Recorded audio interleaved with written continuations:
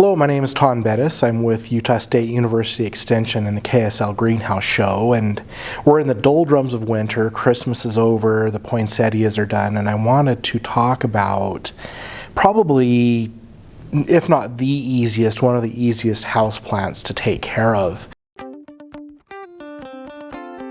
Traditionally, this has been called Sansevieria, or mother-in-law's tongue, or snake plant for obvious reasons. I wanted to talk about this one because it is one that is just super easy to take care of.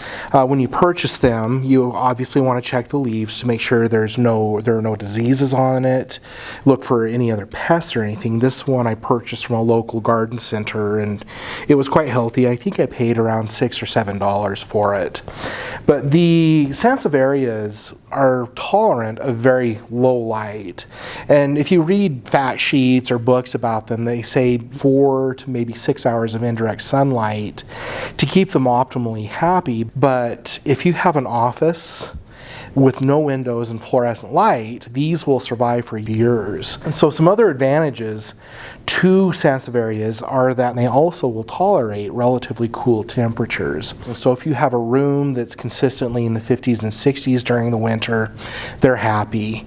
You know, the watering requirements, because they're a succulent, they don't require a lot of water, and so actually when you transplant them, it's recommended you transplant them into a cactus mix. And the other advantage to that is that when you transplant, they only need to be moved to a new pot every 4 or 5 years. And so they're just really low maintenance.